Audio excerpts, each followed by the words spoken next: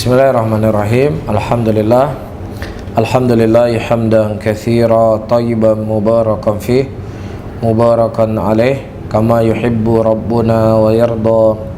Wa usalli wa usallim ala nabiyyina al-karim Muhammadin wa ala alihi wa ashabihi wa man tabi'ahum bi ihsanin ila yaumiddin.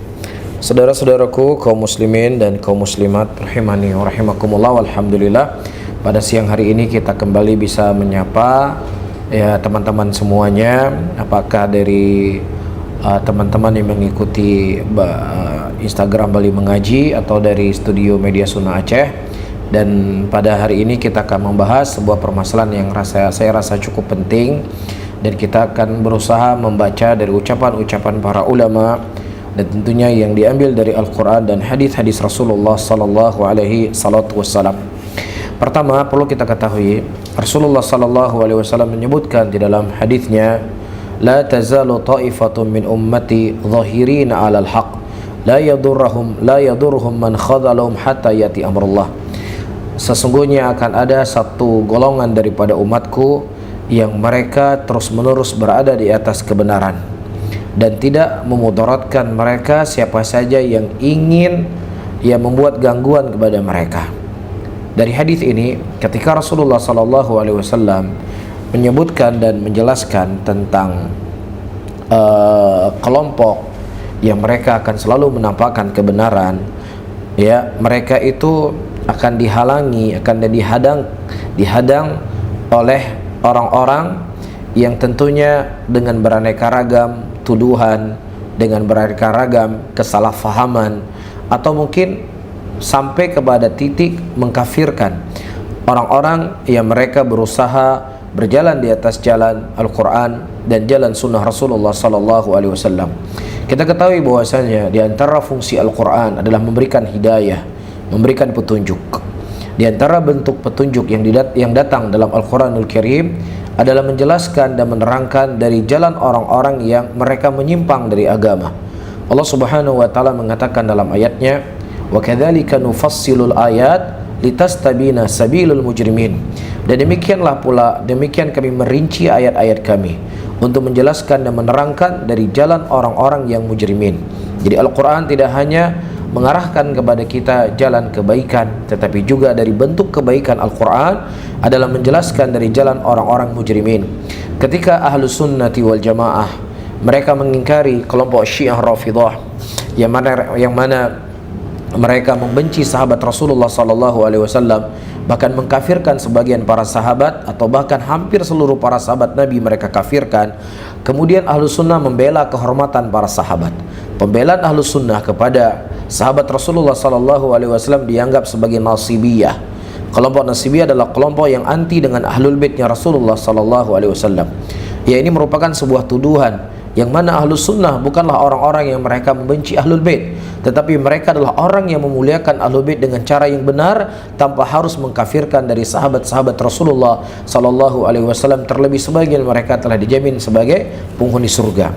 Nah, begitu juga para hadirin dan hadirat yang dimuliakan oleh Allah, ketika Ahlus Sunnah mereka berusaha untuk memahami Al-Quran dan Sunnah sebagaimana datang dari para imamatus salaf di dalam at-tanzih, mensucikan sifat-sifat Allah Subhanahu wa taala, atau mensucikan sesuatu yang tidak pantas bagi Allah dengan cara menetapkan nama-nama dan sifat-sifat Allah, apa yang Allah tetapkan, dan menafikan seluruh apa yang dinafikan oleh Allah dan Rasulnya. Nah, bersamaan dengan itu Ahlus Sunnah dituduh sebagai mujassimah. Ahlus Sunnah dituduh sebagai orang-orang yang menyamakan antara sifat Allah dengan sifat makhluknya. Wahakadha, ya, tuduhan itu tidak hanya terjadi di zaman sekarang, tapi juga terjadi dari zaman para imam terdahulu. Dan begitu juga para hadirin dan hadirat yang dimuliakan oleh Allah, ketika Ahlus Sunnah membahas tentang dalil-dalil dari Al-Quran dan Sunnah dan ucapan para imatus salaf tentang kewajiban taat kepada pemimpin muslimin, ya, supaya agar tidak terjadi kemudaratan yang besar di tengah-tengah muslimin ketika mereka memberontak kepada pemimpinnya. Beraneka ragam argumen-argumen disampaikan oleh Ahlus Sunnah, akan tetapi kemudian dituduh Ahlus Sunnah ini sebagai penjilat, Ahlus Sunnah ini sebagai kelompok yang mendukung kezaliman, Ahlus Sunnah ini merupakan kelompok murjiah dan lain sebagainya. Nah, demikian juga ketika Ahlus Sunnah membahas tentang masalah syirik, ya, bahayanya kesyirikan kepada Allah, bahayanya kebidahan dan lain sebagainya. Kemudian Ahlussunnah juga tidak selamat dari cacian dengan laqab sebagai kelompok takfiri. Ya, jadi satu sisi Ahlussunnah dianggap takfiri, di sisi lain juga Ahlussunnah dianggap sebagai murji'ah. Ya, tentunya ini merupakan dari pemikiran yang bertolak belakang 180 derajat. Tetapi demikianlah ahlul haq.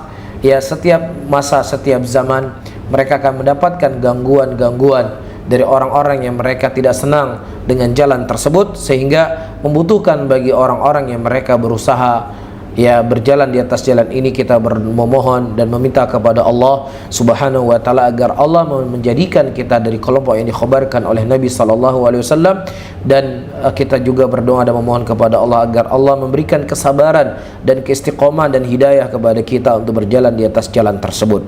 Dan di antara masalah yang ingin saya bahas pada siang hari ini, saudara-saudaraku muslimin rahimani wa rahimakumullah, bagaimana pandangan para ulama di dalam memandang orang-orang yang mereka terjatuh ke dalam kekufuran.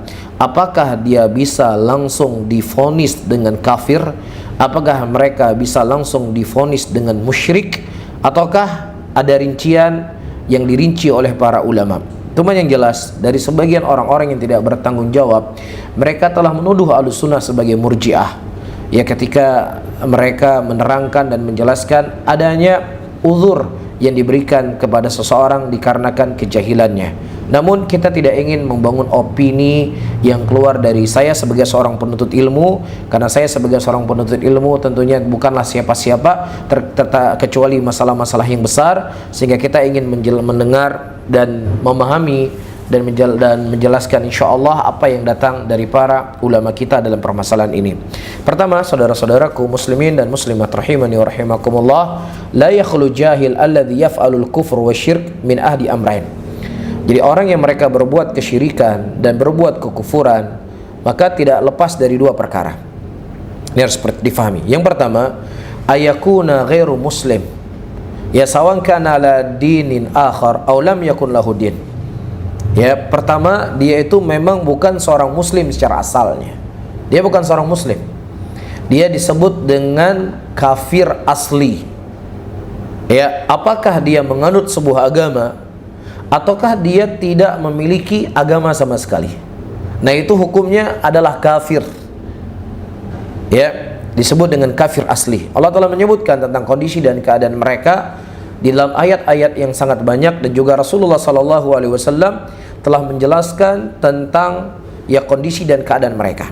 Nah, orang-orang yang seperti ini, kata Syekh, faman kana haluhu kadzalik fahuwa kafirun sawan kana aliman au jahilan au muta'awilan. Adapun orang yang kafir asli ini, maka dia dihukumi dia itu kafir apakah dia itu faham dengan kekafirannya, ataukah dia itu jahil dengan kekafirannya, ataukah dia muta'awil dengan kekafirannya. Itu tidak ada perinciannya. Tidak ada pembagian, oh ini orang kafir, tinggal di orang kafir ini nggak bisa langsung kita vonis kafir, harus di iqamatul hujjah. Kalau dia adalah kafirnya asli, tidak ada iqamatul hujjah, dia langsung kita vonis dia kafir. Jelas ya? Wala yu'ta ahkamul Islam fid dunya. Orang seperti ini tidak diberikan hukum sebagai seorang muslim di dunia ini. Wa yu'amil bi ahkamil kuffar, dan dia kita bermuamalah dengan muamalah orang-orang kafir. Kalau seandainya dia mati dan dikubur di kuburan muslimin, iya, kemudian dia tidak boleh untuk diberikan salam. Ya, tidak boleh kita memulai salam kepadanya, dan kita tidak boleh memakan hewan sembelihannya kalau dia musyrik. Faham? Dan muamalah yang lainnya yang diatur dalam agama kita. Li'annahum lam yadkhul fi dinil Islam aslah. Karena memang dia tidak masuk ke dalam agama Islam secara asalnya. Fakaifa nahkumu islamahu, sehingga bagaimana kita menghukumi keislamannya, dia sendiri tidak masuk ke dalam Islam. Adapun di akhirah fa in kana jahilan haqqa, kalau seandainya memang dia adalah benar-benar orang yang jahil, sama sekali dia tidak pernah mendengar apa itu Islam, tidak pernah mendengar apa itu muslim, ya, dan ini bisa terjadi di sebagian negara-negara kafir. Ya, pernah kita bertanya ya kepada seorang kasir ini di negeri kafir, kita tanya, kamu tahu apa itu Islam? Nggak tahu dia apa itu Islam. Ya, kamu tahu Islam, Muslim? Nggak tahu dia apa itu Islam, apa itu Muslim. Nah, apakah kita berikan uzur dia karena tidak paham apa itu Islam, tidak pernah mendengar Islam? Tidak kita berikan uzur baginya, tetap kita katakan ente kafir. Adapun hukum di akhirat, kalau seandainya dia benar-benar jahil dengan kekafirannya, walam tablughu da'watul Islam asla, dan tidak sampai kepadanya dakwah Islam, au balaghatu bi syaqqal musyawwih wa muharraf, atau sampai kepadanya tentang apa itu Islam tetapi tergambarkan Islam itu agama teroris, Islam itu agama haus darah, Islam itu agama pembunuh, Islam itu agama yang jelek. Itu yang dia dengar di telinganya tentang Islam. Jelas, la taqumu bil hujjah ala mithlihi, dan tidak tegak kepadanya hujjah. Fa fi masirihi yaumil qiyamah khilafun mutawwal. Dan kondisi orang seperti ini di yaumul qiyamah, kita cerita yaumul qiyamah ya, itu ada perselisihan yang panjang di sisi para ulama. Namun yang disebutkan di sini oleh Syekh wa arja aqwal fihi, dan yang paling kuat tentang permasalahan ini, annahu yumtahan yaumul qiyamah, dia akan diuji kelak di yaumul qiyamah. Faman ata'a dakhalal jannah wa man asa dakhalan nar. Kalau seandainya dia taat nanti di yaumul qiyamah dia masuk dalam surga, kalau seandainya dia bermaksiat dia akan masuk neraka. Disebutkan oleh Syekhul Islam Ibnu Taimiyah rahimahullah dalam Majmu'ul Fatawanya beliau, wa qad ruwiyat atharun mutaaddidatun fi anna man lam tablughu risalatu fid dunya fa innahu yub'atsu ilaihi rasulun yaumal qiyamah fi arasatil qiyamah. Kata Syekhul Islam Ibnu Taimiyah rahimahullah, telah diriwayatkan athar-athar, beberapa athar, ya orang-orang yang tidak sampai risalah kepada mereka di dunia ini, ya nanti kelak di yaumul qiyamah akan diutus kepada mereka rasul, ya di arasil qiyamah, di padang mahsyar kelak. Ya, dan kemudian orang tersebut akan ditanyakan. Bisa difahami ya? Saya jelaskan kembali, saya ulang kesimpulannya. Orang yang asli, kafir asli, dia tidak dihukumi keislamannya apakah dia itu jahil ataukah dia tidak jahil, kafir di dunia ini.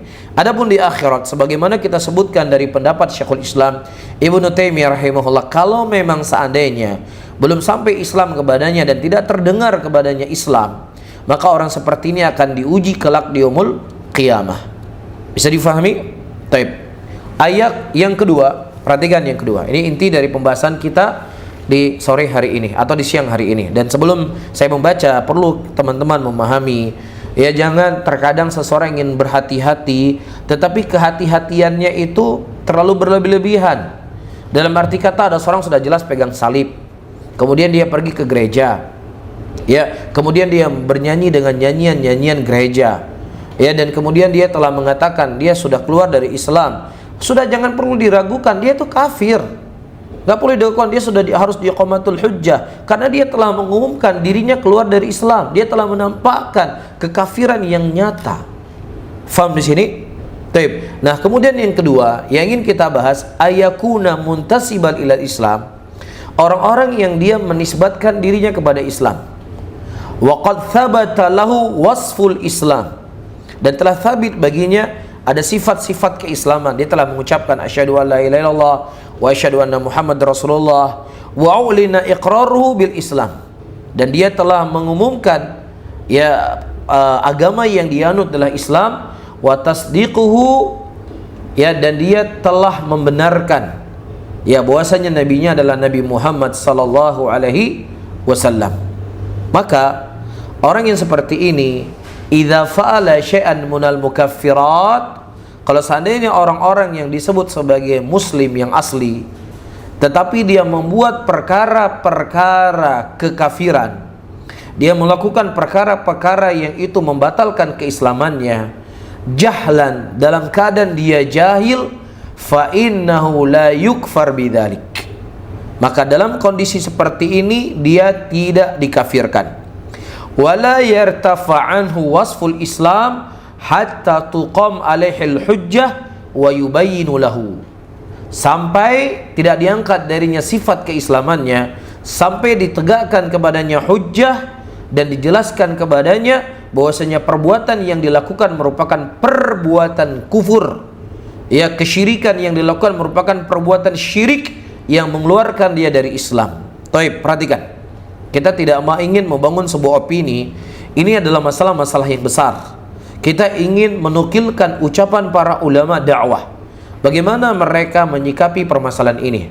Disebutkan oleh Syekh Abdurrahman As-Sa'di rahimahullah, yang kita ketahui bahwasanya Syekh Abdurrahman Sa'di adalah alim min ulama ahli sunnati wal jamaah, adalah telah melahirkan ulama-ulama besar dari didikan beliau, Syekh Ibn Utsaimin, Syekh bin Baz rahimahullah, dan mungkin juga Syekh Shalih Al-Fauzan hafizahullah, dan masyayikh yang lainnya yang beliau memiliki banyak kitab dalam tafsir, ya, dan juga kitab-kitab yang lainnya. Kata beliau, perhatikan, faqulu man kana mu'minan billahi wa rasulihi, seluruh orang-orang yang mereka beriman kepada Allah dan Rasulnya, musaddiqan lahumah, dan dia membenarkan Allah dan membenarkan Rasul, multaziman ta'atuhuma, dan dia melazimkan dirinya untuk melakukan ketaatan kepada keduanya, wa ankara ba'du ma jabih Rasul, ya, akan tetapi dia mengingkari sebagian apa yang datang dari Rasulullah sallallahu alaihi wasallam jahlan, dalam keadaan dia jahil, au adama ilmi anna Rasul ja'a bihi, atau ketidakketahuannya bahwasannya ini merupakan sesuatu yang datang dari Rasulullah, fa innahu in kana dzalika kufran, dan sesungguhnya perbuatan yang dia lakukan itu merupakan perbuatan kufur, menentang apa yang datang dari Rasul sallallahu alaihi wasallam, dan perbuatan kufur. Wa man fa'alu fawa kafirun, siapa yang melakukan perbuatan tersebut maka dia kafir, illa anna jahla bihi ja'a bihi Rasul yamna min takfir dzalika syakhsil muayyan, kecuali ketika dia itu dalam keadaan jahil apa yang datang dari Rasulullah sallallahu alaihi wasallam, maka itu menghalangi orang tersebut dikafirkan secara ta'yin. Ya, perbuatan jelas perbuatan kufur. Ya, keyakinannya jelas keyakinan yang kufur. Ya, nah kalau seandainya dia melakukan perbuatan tersebut karena kejahilannya, maka kejahilannya itu akan mencegah dia untuk dikeluarkan dari Islam. Jelas di sini? Ya, nah kalau seandainya dia tidak jahil, apa kita hukumi dia? Dia tahu itu merupakan sesuatu yang datang dari sunnah Rasulullah, tapi dia tetap enggan untuk menerimanya. Bahkan dia melakukan apa yang dilarang oleh Rasulullah. Apa kita hukumi orang tersebut? Dia tidak jahil? Kafir. Kafir orang tersebut. Nah sekarang kelompok Murji'ah, ketika ada seseorang berbuat perbuatan kekufuran, selama imannya itu masih meyakini akan iman kepada Allah dan Rasulnya, perbuatan itu tidaklah mengeluarkan dia dari Islam. Perbuatan itu tidak berpengaruh dengan keimanannya. Itu keyakinan Murji'ah. Tetapi kita mengatakan ketika seseorang berbuat perbuatan kufur, berbuat perbuatan syirik, dan tidak ada uzur baginya dalam keadaan dia alim, dia mengerti, ya, dan dia tidak ada kejahilan padanya, kita katakan dia keluar dari Islam, dia murtad. Ya, sehingga bagaimana kemudian dianggap Ahlussunnah yang memiliki keyakinan seperti ini disamakan dengan Murji'ah?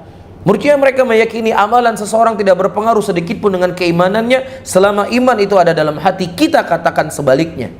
Seseorang yang berbuat perbuatan kufur, seseorang yang berbuat perbuatan syirik, ya, kalau seandainya tidak ada sesuatu yang menghalangi dia dari kekufuran tersebut, maka dia kafir, maka dia musyrik. Namun kalau seandainya ada sesuatu penghalang, ya, diantaranya adalah kejahilan sebagaimana yang disebutkan oleh Syekh Abdurrahman Sa'di rahimahullah, maka orang tersebut tidak dikafirkan. Min ghairi farqin bainal masail usuliyah wal far'iyah. Perhatikan baik-baik. Ya, min ghairi farq bainal masail usuliyah wal far'iyah. Ya, tidak membedakan apakah itu masalah-masalah usul ataukah itu dalam masalah furu'. Ya, kalau masalah furu' ya sepakat kita nggak kita kafirkan kalau dia jahil. Tapi kalau dalam masalah usul harus kita kafirkan, tidak ada uzur dalam masalah usul. Sementara beliau mengatakan tidak ada perbedaannya.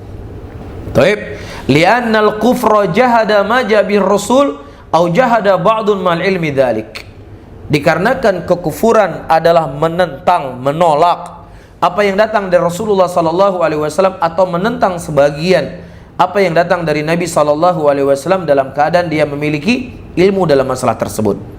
Jelas di sini? Kemudian ayyuhal ikhwah rahimani wa rahimakumullah, wa bihadza arafta, kemudian kata Syekh, selesai tadi ucapan Syekh Nasir Sa'di, masih lanjut, masih ucapan Syekh Nasir Sa'di, saya sebutkan. Wa bihadza arafta farqa bainal muqallidin minal kuffar bir rasul wa bainal mu'min al-jahid li ba'di ma bihi jahlan wa dhalalan la ilman wa inadan, intaha min fatawa as-Sa'diyah. Wa dengan itu engkau bisa mengetahui perbedaan orang-orang yang mereka muqallid dari kalangan orang-orang kafir, ya, antara orang yang mukmin yang kemudian dia berbuat sesuatu yang itu akan mengeluarkan dia dari Islam, tetapi karena kejahilan, ya, maka itu merupakan kesesatan juga, tetapi orangnya tersebut dibedakan. Taib, la ilman wa inadan, dalam keadaan dia tidak punya ilmu, dalam keadaan dia tidak menentang.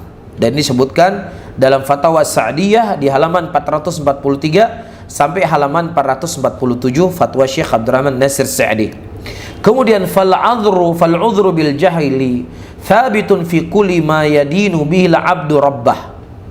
Ya, maka udhur bil jahl, ya, secara hukum dia thabit di dalam segala amalan-amalan yang seorang hamba, ya, menjadikan amalan dan i'tiqad tersebut dia beribadah kepada Allah. Sawa'an fi masail i'tiqad wa tauhid wa syirk atau masail ahkam al-fiqhiyah. Apakah itu masalah-masalah yang bentuknya al-i'tiqad, ataukah masalah tauhid, ataukah masalah di dalamnya kesyirikan, atau masalah-masalah yang sifatnya ahkamul fiqhiyah. Tidak ada bedanya. Faham ya? Ketika seseorang itu diberikan uzur dalam pembahasan ketidaktahuannya dalam masalah fikih, begitu juga syariat datang memberikan uzur kepada orang tersebut ketika ketidaktahuannya dalam masalah akidah, ataukah dalam masalah tauhid. Bisa difahami? Sebagaimana yang telah kita ketahui dan kita sampaikan dalam kajian-kajian sebelumnya. Ayyuhal ikhwah rahimani wa rahimakumullah. Ya, orang-orang yang hari ini mereka menyebarkan kesyirikan, iya, mendakwahi kesyirikan, mereka menggunakan ayat-ayat Al-Quran, mereka menggunakan hadis-hadis Rasulullah sallallahu alaihi wasallam, mereka menggunakan logika-logika yang mana, ya, dengan ayat Al-Quran yang mereka sampaikan, dengan hadis Rasulullah sallallahu alaihi wasallam yang mereka sampaikan, dan juga dengan logika-logika yang masuk akal dalam tanda petik yang mereka sampaikan, ini semakin membuat ujian bagi muslimin, ya, semakin ujian buat orang-orang awam sebagai bentuk pembenaran dari kesyirikan yang mereka lakukan. Ya, apa salahnya kita datang ke kuburan, meminta kepada wali, memohon kepada wali, meminta kepada Rasul agar kita diturunkan hujan, agar diberikan keberkahan kepada kita, agar dijauhkan kita dari bala.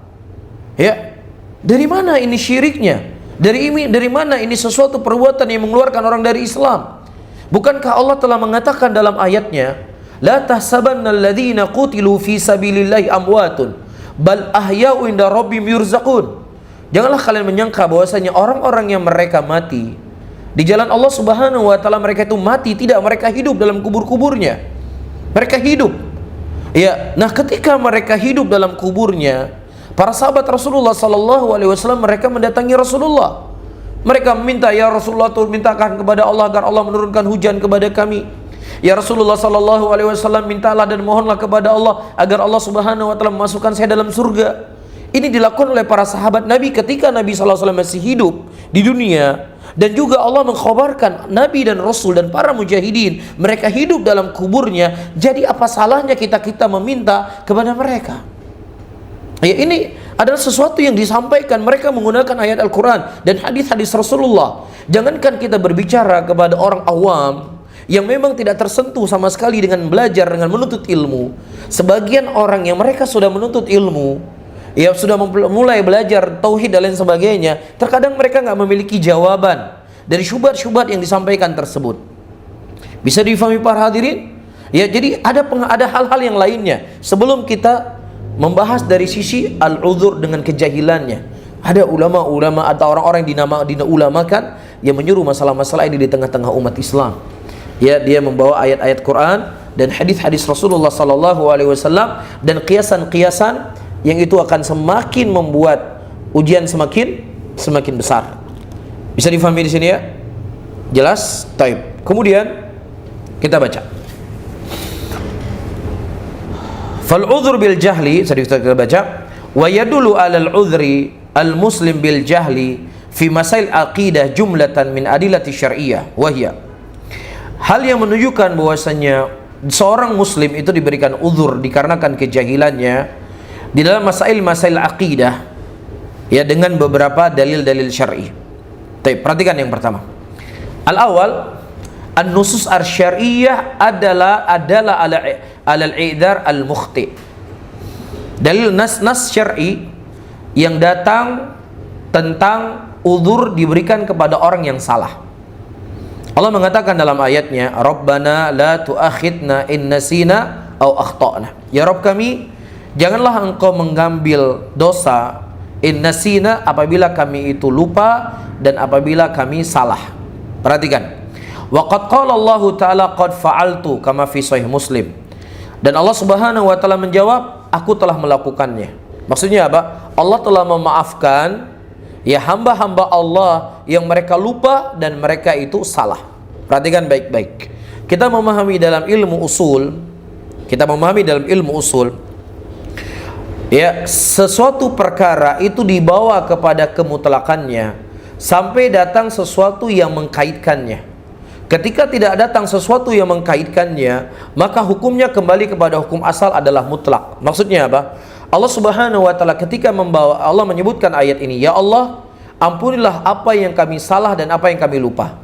Nah, ketika kita membawa ayat ini khusus dimaafkan dalam masalah fiqhiyah saja, dalam masalah furu' saja, tidak masuk dalam masalah i'tiqad, tidak masuk dalam masalah akidah, tidak masuk dalam masalah kesyirikan. Nah, ketika Anda mengeluarkan perkara-perkara tadi dari ayat, itu membutuhkan ayat yang lainnya, membutuhkan hadis yang lainnya. Apa ayat dan hadis yang mengeluarkan daripada ayat mutlak ini kepada sesuatu yang dikhususkan dalam masalah fikih saja?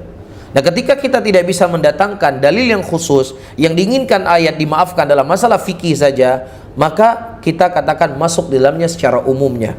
Ini kaidah dalam ilmu qawaid yang dijelaskan oleh para ulama bagaimana memahami nasul Quran dan nasus sunnah. Taib. Kemudian yang kedua, firman Allah tabaraka wa taala, "Walaysa 'alaikum junahun fima akhta'tum bih, walakin ma ta'ammadat qulubukum, wa kana Allahu ghafurar rahima." Dan tidak ada dosa bagi kalian apa yang kalian di situ salah, kecuali yang dianggap dosa adalah apa yang itu kalian sengajakan dengan hati-hati kalian. Tapi perhatikan. Dan juga Nabi SAW menyebutkan dalam hadisnya, "Innallaha qad tajawaza an ummati al-khata' wa nisyan wa mastaqrahu alaih." Sesungguhnya Allah telah memaafkan umatku dari kesalahan dan juga dari lupa dan juga apa yang mereka dipaksa dengannya. Nah, dari dua ayat yang kita baca dan satu hadis Rasulullah SAW yang kita sebutkan, tidak disebutkan di situ, ya, kejahilan. Yang ada disebutkan adalah salah dan lupa. Tidak disebutkan jahil di situ. Nah, kata Syekh, "Fahadhi nususu tadullu ala anna kulla man khalafa ma khulifa bihi nasiyan aw jahilan fa innahu ma'afun anhu. Fal mukhti yushmal jahil li'anna al mukhti wa kullu man khalafa al haqq bila qasdin." Perhatikan sisi pendalilannya. Dari nas-nas yang kita baca menunjukkan bahwasannya siapa yang mereka menyelisih dari sesuatu yang diwajibkan kepada mereka, apakah itu lupa ataukah dia tidak tahu, maka dia itu dimaafkan. Fal mukhti, orang yang salah, masuk di dalamnya juga adalah orang yang jahil. Karena orang yang salah adalah orang yang mereka menyelisihi kebenaran tanpa dia maksudkan. Itu orang salah kan? Dia menyelisih kebenaran dalam keadaan dia tidak maksudkan. Nah, begitu juga orang jahil, dia berbuat sebuah kesalahan dalam keadaan dia tidak apa? Dalam keadaan dia tidak tahu. Nah, sekarang kita ingat, kita contohkan. Ada seseorang, misalnya dia bertemu dengan kita hari ini. Kita bertemu dengan dia hari ini. Dia sholatnya tidak beraturan. Ya, belum ruku dia sudah bangkit dari rukunya. Belum sujud dia sudah bangkit dari sujudnya. Faham? Kemudian kita katakan, sholat kamu belum sholat. Kamu belum sholat. Ya, kemudian setelahnya gimana cara sholat yang benar, kita ajarkan demikian, demikian, demikian, dan demikian. Faham? Nah, kemudian dia berkata, saya sudah 10 tahun sholat seperti ini. Dalam keadaan saya tidak tahu kalau seandainya ini merupakan perkara yang terlarang. Apakah kita katakan ente sholat ente semuanya tidak sah? Ente harus ulangi kembali sholat ente. Harus ulangi selama 10 tahun karena sholat ente nggak sah. Nggak ada uzur ente dalam masalah ini. Masa ente sholat nggak paham? Ya saya kadang-kadang juga angkat telepon lagi sholat. Ya mungkin kalau dihitung-hitung ada berapa ratus kali saya teleponan lagi sholat. Ente harus mengulangi sholatnya. Apakah demikian? Datang seorang laki-laki kepada Nabi SAW dalam keadaan dia sholatnya tidak beraturan. Rasulullah mengatakan, irji fasolli fa innaka lam tusolli. Kembalilah engkau untuk sholat, sesungguhnya engkau belum sholat. Perhatikan baik-baik. Ya, engkau belum sholat, kata Rasulullah SAW. Kemudian setelahnya diajarkan oleh Nabi, kalau engkau ruku, sempurnakan ruku, belum engkau bangkit dari rukumu. Dan sholat-sholat yang telah dia lakukan dalam keadaan itu tidak sah sebelumnya, salah. Karena ketidaktahuannya, apakah diperintahkan kembali oleh Nabi SAW? Tidak diperintahkan oleh Rasulullah SAW. Namun ketika telah ditegakkan hujah kepadanya, setelah dijelaskan oleh Rasulullah, begini cara kamu sholat, begini cara kamu sholat, begini cara kamu sholat, dia masih sholat dalam keadaan seperti yang awal sebelum datangnya ilmu. Apakah dia diberikan uzur?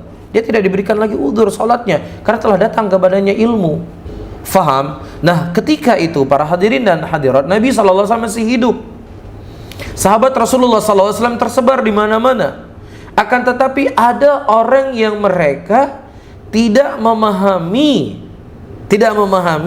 tentang rukun-rukun salat, padahal tinggalnya di kota Madinah, hidup bersama sahabat Rasulullah SAW. Ada sesuatu yang terluput dari mereka. Ya, apakah kemudian orang-orang yang awam sama sekali tidak ada uzur sama sekali? Kejahilan itu tidak membuat uzur sama sekali karena Islam sudah tersebar. Apakah secara itlak demikian? Ya, sementara juga Islam tersebar di zaman Nabi, bahkan lebih hebat lagi ke sisi ketersebarannya. Bisa difahami para hadirin? Nah, kalau seandainya disebut dia baru masuk Islam, nah ketika dia baru masuk Islam, dia jahil atau tidak? Dia tetap jahil. Nah, kalau seandainya orang juga baru masuk Islam, tetapi tetap namanya masih sebagai orang yang jahil, ya tetap dihukumi jahil. Ya, kita berbicara secara hukum asal, secara kaidah, sebagaimana yang telah kita baca. Kemudian perhatikan. Qala Syekh Abdurrahman As-Sa'di rahimahullah, berkata Syekh Abdurrahman As-Sa'di rahimahullah, wa hadza 'amun fi kulli ma akhta fil mu'min min al-umur amaliyah wal umur khabariyah intaha min irsyadil ila ma'rifatil ahkam. Kata Syekh Abdurrahman As-Sa'di, ini merupakan sifatnya umum. Seluruh kesalahan dari seorang mukmin, dari perkara-perkara yang bentuknya amaliyah, amalan, salat dan seterusnya, ataukah umur khabariyah, sifatnya khabar, mungkin masuk dalamnya i'tiqad dan yang semisalnya, ya, sebagaimana disebutkan dalam kitab beliau Al-Irsyad ila Ma'rifatil Ahkam. Dan juga disebutkan di sini oleh Syekh Muhammad bin Shalih Al-Utsaimin rahimahullah, sebagaimana dalam kitab Syarhul Mumti di jilid yang ke-14 di halaman 449. Kata Syekh Muhammad bin Shalih Al-Utsaimin, wal jahlu bila syakka minal khata' fa'ala hadha naqul idza fa'ala al-insan ma yujibul kufru min qawlin aw fi'lin, ya, jahilan bi annahu kufrun ay jahilan bi dalili syar'i fa innahu la yukfar. Kata Syekh Muhammad bin Shalih Al-Utsaimin rahimahullah, wal jahlu, kejahilan, bila syak, tidak ada keraguan bahwasanya jahil minal khata', juga bagian dari kesalahan. Fa ala hadza naqul, maka kita mengatakan, idza fa'alal insanu, ketika seseorang manusia berbuat sebuah perbuatan, ma yujibul kufru, apa yang mengharuskan dia itu kafir dengan perbuatan itu, syirik, berbuat syirik, ya, sujud kepada selain Allah atau yang semisalnya, min qaulin aw fi'lin, apakah itu sifatnya ucapan ataukah sifatnya perbuatan? Kata beliau rahimahullah, jahilan bi annahu kufrun, dan dia jahil kalau itu merupakan kekufuran, ay jahilan bidalilihi asy-syar'i, jahil dia dengan dalil-dalil syar'i, fa innahu la yukfar, maka dia tidak dikafirkan. Jelas? Ya, ini ucapan Syekh Muhammad bin Shalih Al-Utsaimin rahimahullahu ta'ala. Qala Syekhul Islam Ibnu Taimiyah rahimahullah, perhatikan kata Syekhul Islam. Kata beliau, wa qaulullahi ta'ala fil Qur'an, firman Allah Subhanahu wa taala dalam Al-Qur'an, Rabbana la tu'akhidna in nasina aw akhtana, Ya Rabb kami, janganlah Engkau mengambil dari kami apa yang kami lupa dan apa yang kami salah. Qala Allah Ta'ala qad fa'altu. Allah berkata, saya telah melakukannya. Walam yufarriq bainal khata' al-qat'i fi mas'alatin qat'iyyatin aw dhanniyatin, faman qala innal mukhti fi mas'alatin qat'iyyatin aw dhanniyatin ya'tham faqad khalafa al-kitab was sunnah wal ijma' al-qadim. Perhatikan kata Syekhul Islam Ibnu Taimiyah rahimahullah. Taib, walam yufarriq. Allah Subhanahu wa taala tidak membedakan di sini kesalahan yang sifatnya adalah qat'i, kesalahan yang sifatnya sesuatu yang pasti, dari masalah-masalah qat'iyah. Apa masalah qat'iyah? Masalah tauhid, ini masalah qat'i. Masalah syirik adalah masalah qat'i. Masalah kufur adalah masalah qat'i yang jelas kekafirannya. Perbuatan syirik begitu jelas dalam Al-Quran, perbuatan kufur jelas-jelas dalam Al-Quran. Ini namanya masalah qat'iyah. Atau masalahnya sifatnya dhanniyah, karena banyak perkara-perkara yang nawazil dan lain sebagainya, tidak langsung turun ayat, kamu salah, kamu nggak benar, kamu begini, tapi istinbat para ulama dari dalil-dalil Al-Quran dan dalil-dalil As-Sunnah Rasulullah SAW dalam penerapan sebuah masalah. Jelas? Taib. Dan inti yang ingin kita sampaikan, Syekhul Islam Ibnu Taimiyah rahimahullah, beliau tidak membedakan ayat ini masalah yang qat'i ataukah masalah yang sifatnya dhanni. Faman qala innal mukhti fi mas'ali qat'iyyatin aw dhanniyatin ya'tham faqad khalafa al-kitab wa sunnah wal ijma' al-qadim. Tapi kalau seandainya kesalahan di sini cuma masalah qat'i saja ataukah dalam masalah dhanniyah saja yang dia berdosa, maka dia telah menyelisihi ya dari Al-Quran dan sunnah dan ijma' yang telah lalu. Jadi Syekhul Islam ingin menjelaskan dan menerangkan masuk semua di dalam permasalahan yang sifatnya qat'i dan juga sifatnya dalam masalahnya adh-dhanni. Perhatikan baik-baik kata beliau selanjutnya. Hadza ma annani daiman man jalasani ya'lam dzalik minni anni min a'dhamin nas nahyan an yunsaba muayyanun ila takfirin wa tafsiqin wa ma'siyatin ila idza ulima annahu qad qamat alil hujjatu risaliyah allati man khalafa kana kafiran taratan wa fasikan ukhra wa asiyan ukhra wa inni uqarriru anna Allah qad ghafara li hadhil umma khata'aha wa dhalika ya'umul khata' fi masail khabariyah al-qawliyah wa masail al-fi'liyah. Intaha min majmu'ul fatawa. Perhatikan baik-baik. Syekhul Islam Ibnu Taimiyah rahimahullah, seakan-akan di sini beliau ingin berlepas diri dari tuduhan-tuduhan orang-orang yang menuduh beliau suka mengkafir-kafirkan orang. Ya suka nunjuk-nunjuk orang, ente kafir, ente kafir, ente kafir, ente kafir, ente kafir. Kata Syekhul Islam Ibnu Taimiyah, hadza ma annani daiman. Ya, dan ini apa yang beliau rinci di atas. Ya, sesungguhnya aku selalu, dan itu diketahui oleh orang-orang yang selalu duduk denganku, yang dekat denganku, dari murid-muridku. Anni min a'dhamin nas nahyan ayun saba muayyanun ila takfirin wa tafsiqin wa ma'siyatin. Saya adalah orang yang paling keras ya untuk bermudah-mudahan untuk mengkafirkan orang, personal orang. Ya, apakah dalam masalah takfir ataukah dalam masalah tafsik ataukah dalam masalah ma'siyah. Taib, perhatikan baik-baik. Ayol hadirun wal hadirat yang rahmati oleh Allah. Perkara kafir, perkara takfir muayyan, ini adalah min masalah-masalah diniyah, masalah-masalah agama yang tentunya setiap orang punya kadar masing-masing dalam berbicara masalah tersebut.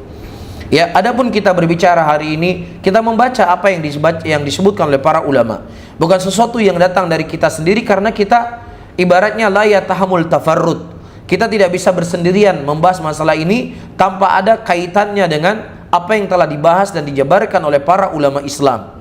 Bisa difahami, ini satu hal. Hal yang kedua, di dalam permasalahan takfir itu ada ibaratnya adalah ya ahkam, ada dalamnya alfaz. Ya, alfaz itu penting untuk menghukumi seseorang itu kafir atau tidak kafir. Ya, misalnya ada orang mengatakan semua agama mengajarkan kebaikan, ya, dengan semua agama sama, nggak ada beda. Islam sama, nggak ada beda dengan kafir. Ya, nggak ada beda Islam dengan Hindu, sama semua agama. Ya, ini dua kalimat yang tentunya sangat jauh berbeda. Taib. Nah, dari itu ayyuhal ikhwah rahimani wa rahimakumullah, ketika kalimatnya itu sifatnya bercabang, ya kita lihat masalah tolak. Seseorang mengatakan, kamu saya cerai. Ya, seorang suami mengatakan kepada istrinya, kamu saya cerai. Maka ini tidak butuh kita tanya apa niat ente ucapan seperti itu. Karena itu sudah jelas kalimat sorih kalau dia adalah mencerai istrinya. Tetapi ketika dia mengatakan kalimat yang sifatnya bersayap, kamu pulang ke rumah ibumu. Nah, kalimat pulang kepada ibumu ini kalimat yang sifatnya mujmal. Apa maksud engkau pulang ke rumah ibumu? Apakah dalam kondisi engkau marah, engkau meminta istrimu pulang dulu ke rumah ibunya sebulan 2 bulan? Ya, atau maksudnya sudah kamu ceraikan dia? Nah, ketika kalimatnya sifatnya adalah mujmalah, maka membutuhkan niat. Kalau seandainya dia niatnya dia adalah cerai, maka cerai. Tapi kalau dia niatnya tidak cerai, maka tidak cerai. Tapi kalau kalimat yang pertama nggak kembali kepada niat, karena sudah sorih dia menyebutkan kamu saya cerai, nggak perlu lagi bahas niatnya kamu cerai atau enggak. Nah, sekarang ketika seseorang mengatakan bahwasanya semua agama mengajak kepada kebaikan, ketika dia lafadzkan ucapan ini, yang saya maksud tidak ada agama yang mengajak untuk membunuh. Tidak ada agama yang mengajarkan di situ untuk merampok, untuk mencuri. Ya, agama mengajak kita untuk tidak membunuh, tidak merampok, tidak menyakiti hati orang dan yang semisalnya. Nah, kalau seandainya alfat yang dia inginkan adalah kalimat seperti ini. Nah, sekarang sisi waqi', apakah Nasrani dia mengajak orang untuk membunuh orang lain? Agamanya mereka, apakah dia mengajak untuk berbuat baik? Nah, kalau seandainya ini yang dia maksudkan, ya, bagaimana kemudian orang itu dikafirkan dengan ucapannya seperti ini? Faham? Tapi kalau seandainya dia maksudkan semua agama adalah mengajak kebaikan, dalam arti kata semua agama itu adalah akan mewarisi surganya Allah, nggak ada sekat-sekat dalam agama. Semua agama itu adalah, semua prinsip dalam agama baik. Ya, seseorang boleh memilih mana saja di antara semua agama tersebut, karena semua agama itu baik. Dia mau Kristen juga baik, dia mau Hindu juga baik. Kalau ini yang dia maksudkan, jelas itu kufur kepada Allah Subhanahu wa taala. Tapi kalau seandainya yang dia inginkan dari alfat ucapannya adalah seperti yang saya jelaskan tadi, maka tentunya ini tidaklah demikian. Makanya kata para ulama, kalimat takfir muayyan atau kalimat yang itu sifatnya kafir muayyan, itu ada bentuknya alfat yang perlu difahami daripada orang yang mengucapkan tersebut. Bisa difahami ya? Taib. Kemudian kata beliau rahimahullah, ayyuhal ikhwah rahimani wa rahimakumullah, kata Syekhul Islam, illa idza ulima anna qad qamat alal hujjah risaliyah, kecuali apabila telah diketahui orang tersebut telah tegak hujjah kepadanya. Allati man khalafa kana kafiran taratan wa fasiqan ukhra wa asiyan ukhra. Nah, kalau seandainya dia menyelisihi setelah tegak kepadanya hujjah, setelah tegak kepadanya Al-Quran dan Sunnah, maka dia bisa dijatuhkan kepada kekafiran kalau dia berbuat perbuatan kufur. Dia bisa jatuh kefasikan kalau dia berbuat dosa dan maksiat yang bukan kekufuran, ya, atau dihukumi sebagai pelaku maksiat. Wa inni uqarrir anna Allah qad ghafara li hadhil ummah khata'aha. Sesungguhnya, ya, aku telah mengikrarkan, telah meyakini Allah Subhanahu wa taala telah mengampuni umat ini karena kesalahan yang dia lakukan. Wa dzalika ya'ummul khata' fi masail al-khabariyah al-qauliyah wal masail al-amaliyah. Dan ini kesalahannya mencakup dalamnya adalah masail-masail khabariyah al-qauliyah, ya, ataukah masail-masail yang bentuknya amaliyah, qauliyah, keyakinan, amalan, fikih, salat dan semisalnya, ya, yang sifatnya perbuatan atau yang sifatnya adalah ucapan. Intaha min Majmu'ul Fatawa. Baik, kemudian qala Ibnu Arabi, berkata Ibnu Arabi rahimahullah, fal jahilu wal mukhtiu min hadhil ummah walau amila minal kufri wasyirki ma yakunu sahibu musyrikan aw kafiran fa inna yu'dzar bil jahil wal khata hatta tubayyin lahu al hujjah. Kata Ibnu Arabi sahibul ahkamul Quran, dalam kitab beliau Mahasinut Ta'wil, ya, sebagaimana dinukilkan oleh Al-Qasimi dalam kitab Mahasinut Ta'wil, ucapan beliau rahimahullah. Kata beliau, fal jahil wal mukhti, orang yang jahil dan orang yang salah daripada umat ini, walau amila minal kufri, kalau seandainya dia melakukan perbuatan yang kufur atau perbuatan syirik, ma yakunu sahibu musyrikan au kafiran, yang membuat orang tersebut bisa jatuh kepada kesyirikan dan kekufuran dikarenakan perbuatan tersebut, fa innahu yu'dzaru bil jahli wal khata, maka orang tersebut, perbuatan yang tadi seharusnya mengeluarkan dari Islam, perbuatan itu yang mengeluarkan dia dari agama Allah, tetapi karena kejahilannya atau karena kebodohannya dia diberikan uzur. Baik, syahid yang ingin kita sampaikan dari ucapan Syekh rahimahullah, jangan dianggap kita jadi pengacara musyrikin nanti. Ya, kita mengatakan ulama menetapkan uzur dengan jahil, itu poin yang kita sampaikan. Nah, orang A dengan orang B bisa berbeda-beda. Apakah dia bisa diberikan uzur ataukah dia tidak bisa diberikan uzur? Jadi bukan berarti ketika kita kan ada orang berkafir, kafir, oh jahil, ada kafir, oh jahil, kafir, oh jahil. Kita tidak mengatakan demikian. Ketika memang dia itu uzur dengan kejahilan, tetap padanya keuzuran, maka apa yang disampaikan oleh para ulama. Tapi kalau seandainya memang dia tidak ada uzur karena kebodohan dan kejahilannya, maka apa? Maka masalahnya jelas, orang berbuat kekufuran kafir. Ya, dan kondisi sebuah daerah seperti yang saya sampaikan, ayu rahimani wa rahimakumullah tadi, itu akan berbeda-beda satu dengan yang lainnya. Saya mungkin pernah cerita di majelis, ya, waktu zaman-zaman lagi heboh-hebohnya kampanye di Indonesia, zaman dulu ya, berapa waktu yang lalu. Jadi di supir taksi di Mekah atau di Madinah, selalu menyebutkan satu nama. Wah, ini mantap, ini mantap, ini Islam, ini membela Islam dan seterusnya. Taib. Kemudian waktu itu ana menampakkan sebuah video yang mana orang tersebut disujud kepada kubur. Langsung dia kaget. Astaghfirullah. Astaghfirullah katanya. La. Wala hadza katanya. Tidak ini. Faham? Karena memang di sana yang duduk di majelis ilmu adalah ulama. Ya, yang berada di TV ulama. Yang mengajar di masjid ulama. Yang mengajar di kampus-kampus ulama. Yang duduk di dewan fatwa ulama. Ya, nah adapun di negeri-negeri yang terkadang bukan negeri seperti itu, justru terkadang tokoh-tokoh ya yang mengajak kepada hal-hal kekufuran itu sebagai orang yang berada di barisan terdepan dalam memberikan ceramah. Iya, dia menyampaikan ayat-ayat, dia menyampaikan hadis-hadis, sehingga ini akan semakin memberikan ujian kepada muslimin. Bisa difahami sehingga tidak bisa dihukumi secara otomatis apa yang ada di sana dengan apa yang ada di sini. Orang kan beranggapan, ya ini kan sebagai bentuk memuliakan, ini kan sebagai bentuk ya biasa orang memuliakan orang lain. Bisa difahami? Ingin saya sampaikan, kondisinya itu terkadang berbeda-beda. Terkadang juga ada di antara para ulama ketika mereka menjawab sesuatu permasalahan, itu adalah saddan lidhari'ah, untuk menutup pintu-pintu kejelekan. Ya, seperti Syekh Shalih Al-Fauzan pernah ditanya ya tentang al-jarh wa ta'dil, kata Syekh, imam jarh wa ta'dil semua sudah meninggal. Tidak ada lagi jarh wa ta'dil zaman ini.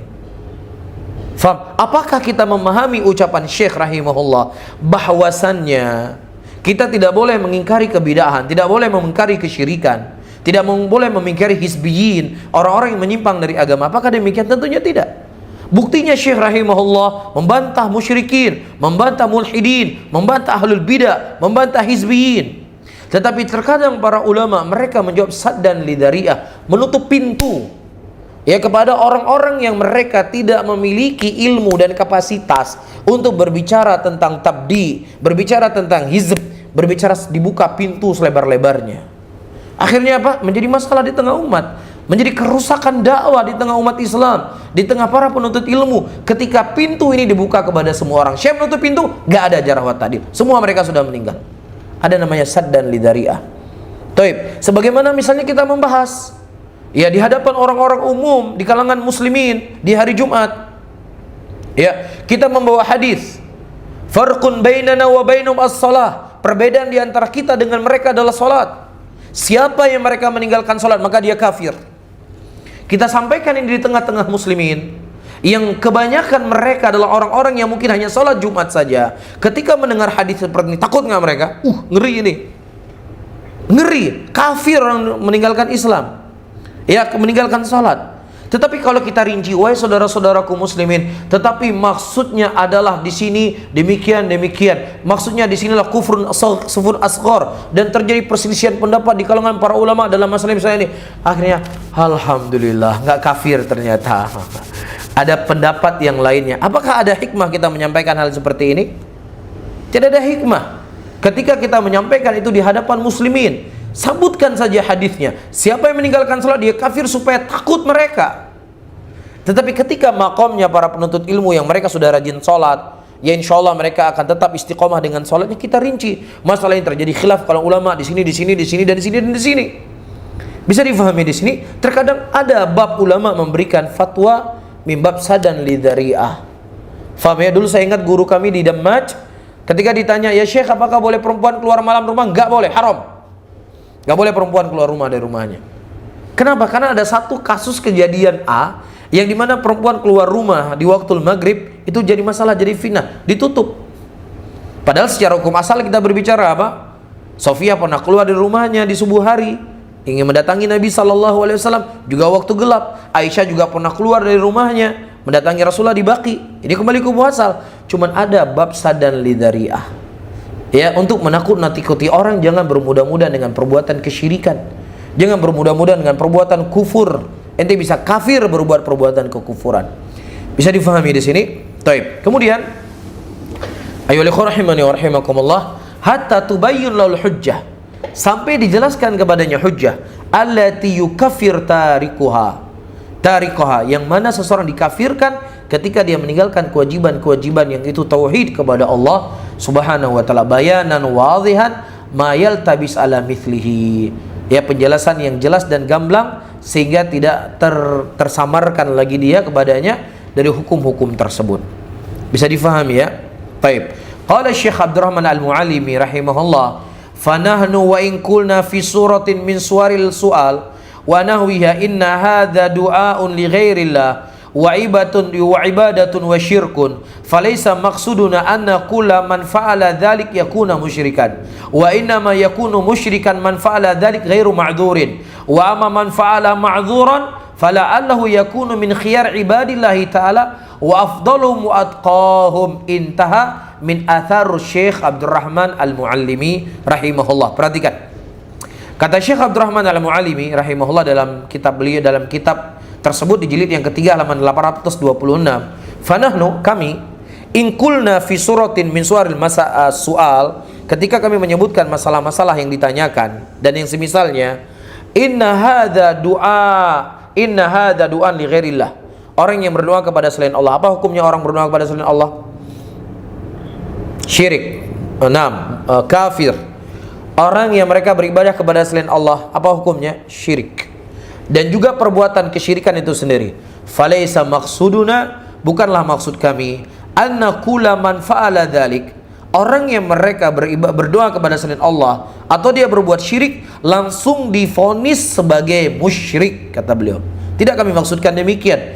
Wa inna ma yakunu musyrikan man fa'ala dzalik ghairu ma'dzurin. Tetapi orang yang mereka dikafirkan, dikatakan musyrik setelah dia melakukan perbuatan musyrik, kalau seandainya tidak ada uzur baginya.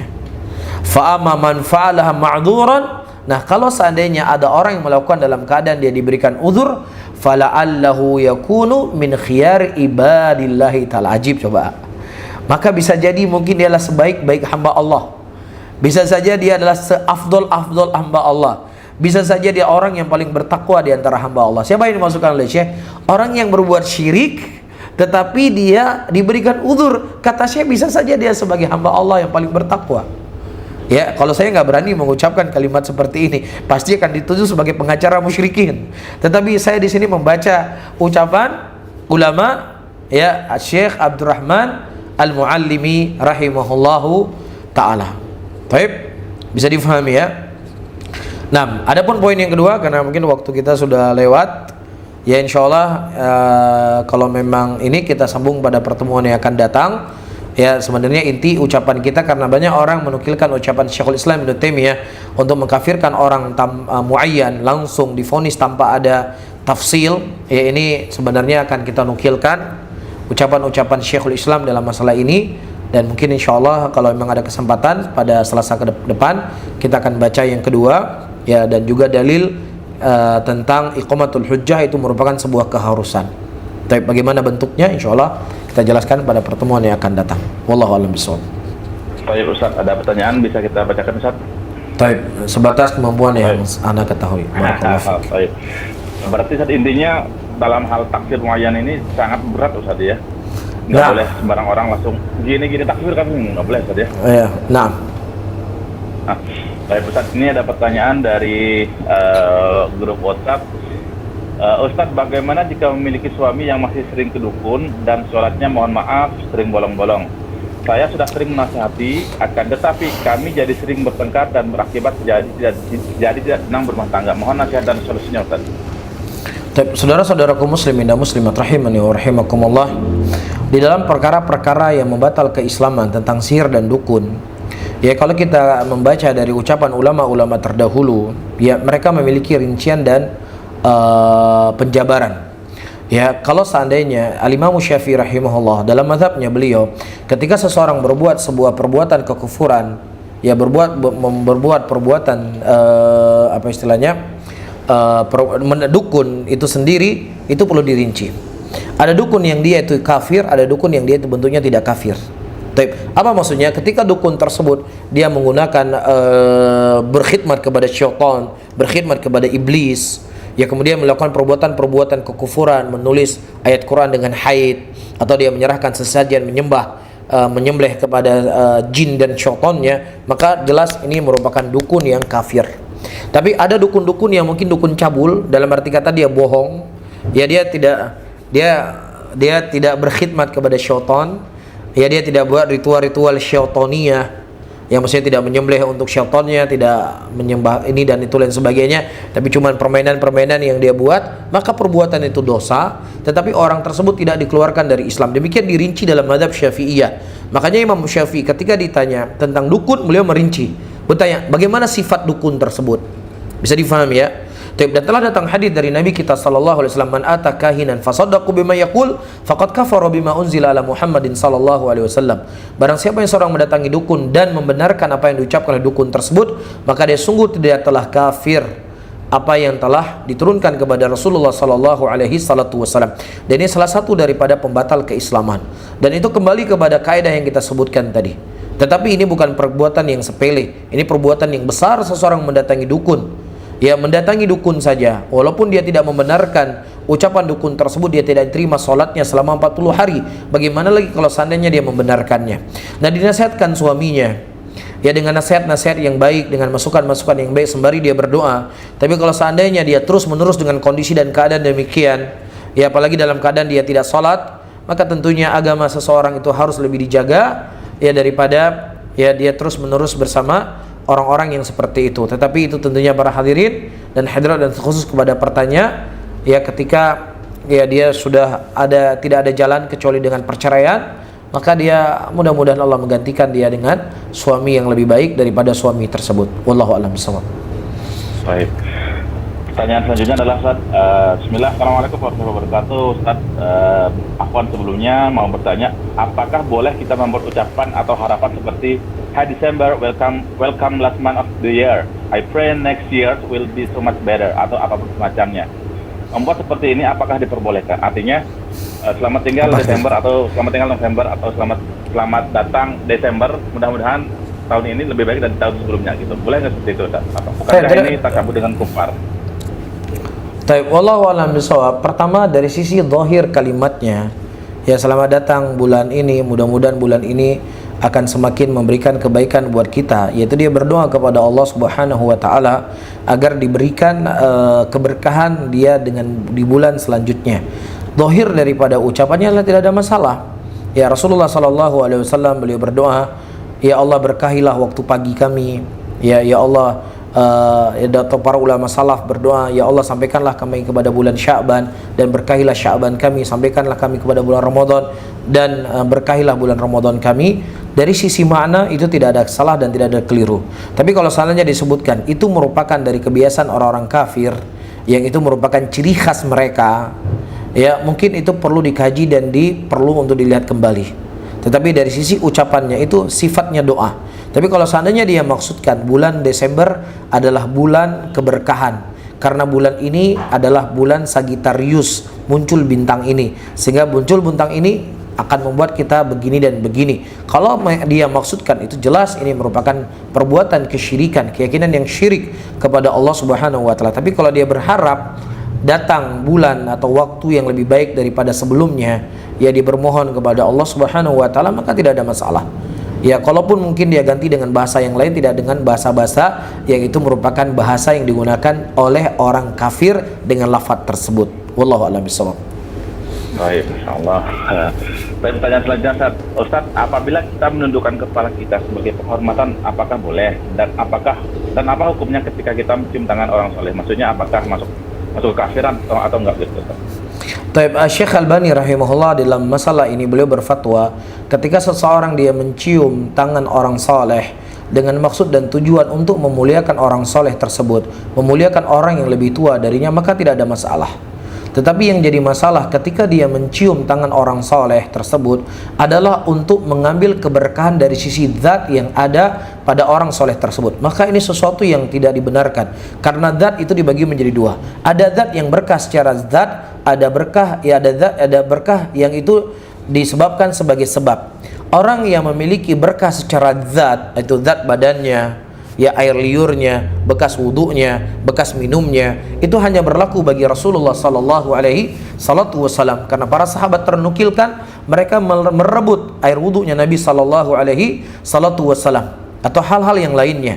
Taib. Dan setelah meninggal Rasulullah sallallahu alaihi wasallam, kita ketahui bahwasanya manusia yang paling mulia adalah Abu Bakar, manusia yang paling mulia adalah Umar bin Khattab, dan tidak pernah ternukilkan Ali bin Abi Thalib, Utsman bin Affan atau sahabat-sahabat yang lainnya mereka mendatangi Abu Bakar As-Siddiq mengambil berkah dari badan Abu Bakar, mengambil berkas air wudu dari bekas wudu air Abu Bakar. Ini tidak pernah terjadi.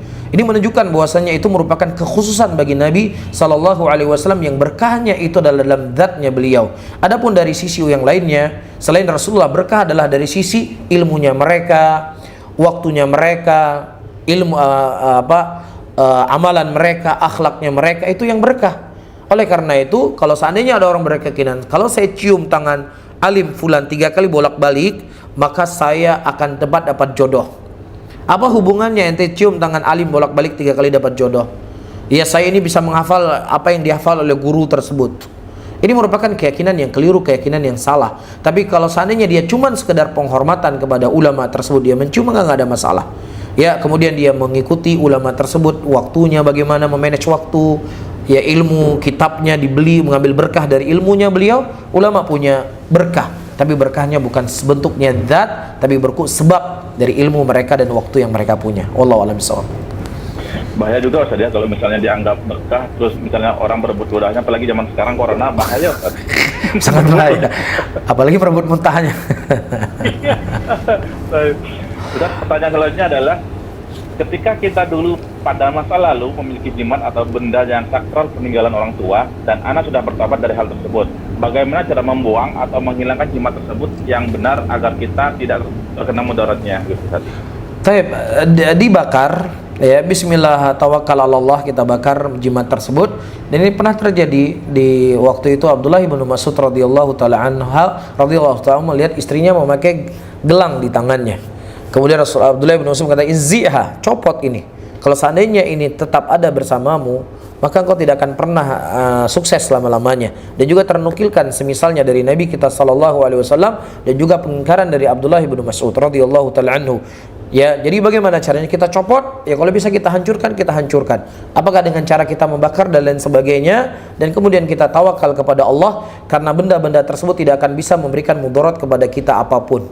Ya, tidak akan bisa memberikan manfaat kepada kita, karena itu hak mutlak miliknya Allah Subhanahu wa taala. Sebagaimana mungkin kita pernah cerita ketika Tufail bin Amr Ad-Dausi radhiyallahu taala anhu beliau masuk Islam.